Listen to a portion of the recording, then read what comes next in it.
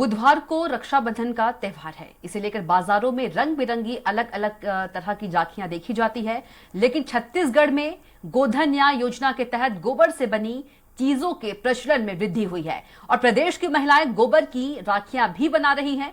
वहीं रायपुर के गोकुल नगर स्थित गौठान में महिलाओं ने करीब 10,000 से ज्यादा गोबर की राखियां बनाई है। इन राखियों को देश के अलग अलग शहरों में भी बेचा जा रहा है।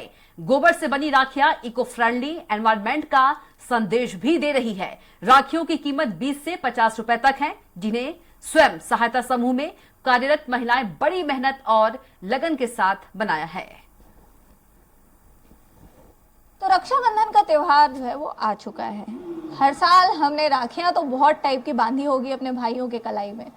कभी किसी ने सोने की बांधी होगी, किसी ने चांदी की बांधी होगी, किसी ने रेशम के डोरे से ही काम चलाई होगी। पर प्रदेश में पिछले दिनों से शुरू हुआ है गोधन न्याय योजना, और इस योजना का मैं नाम इसलिए ले रही हूँ क्योंकि हर जगह गोबर से बने पदार्थों का जो इनिशिएटिव है वो लिया जा रहा है। तो ये राखें बिल्कुल आप मेरे हाथ में देख रहे होंगे, इसमें धागे का यूज तो हुआ है लेकिन गोबर का भी यूज हुआ है। अब क्या हुआ है, कैसे हुआ है, इन सारी चीजों की चर्चा जो है वो हम करेंगे यहाँ पर गोबर से राखी बनाती हुई दीदियों से। तो दीदी, आप लोग यहाँ पर गोबर से राखी जो है वो बना रही हैं, क्या है प्रोसीजर और कौन सी ऐसी सोच है जिसके चलते आप लोग ये काम कर पा रही हैं? हमन गोबर के राखी बनावत हन और फैंसी राखी ला पहन के उगे भैया मन ह तब हमन सोचे गोबर के राखी बना के देखथन, गोबर के राखी पहनी भैया मन ह इसे करके। तो कल तो राखी के त्योहार है, अब आई गए है राखी के त्योहार, तो आप मन हाँ अभी कतका राखी खबर गोबर के राखी अपन आप में अलग है, बाकी पूरा मार्केट एकदम मोती के में उमे चकाचौंध में रहते, लेकिन आपन इको फ्रेंडली गोबर के राखी बनाते हो तो कतका बेच चुके हो अभी तक के? हम तो अभी 10,000 करीब बेच चुके हैं। क्या के जन हो आप मन बनाते हो, सहेली सखी? हमन 13 महिलाएं हैं, 13 जन हम 13 महिलाएं हैं और लगभग महीने भर से लगी हुई हैं गोबर की राखियां बनाने में, और लगभग 10,000 से राखियां इनकी देश भर के अलग अलग बड़े शहरों में पहुंच चुकी हैं। तो इस वक्त हमारे साथ एक और दीदी हैं जो लगातार लगी हुई है गोबर को शेप देने में। तो इनसे पूरा प्रोसेस जानते हैं कि अगर कहीं इको फ्रेंडली राखी है और आप भी किसी ऐसी जगह से बिलोंग करती हैं जहां ये चीजें उपलब्ध हैं, तो कैसे और क्या बना सकती हैं।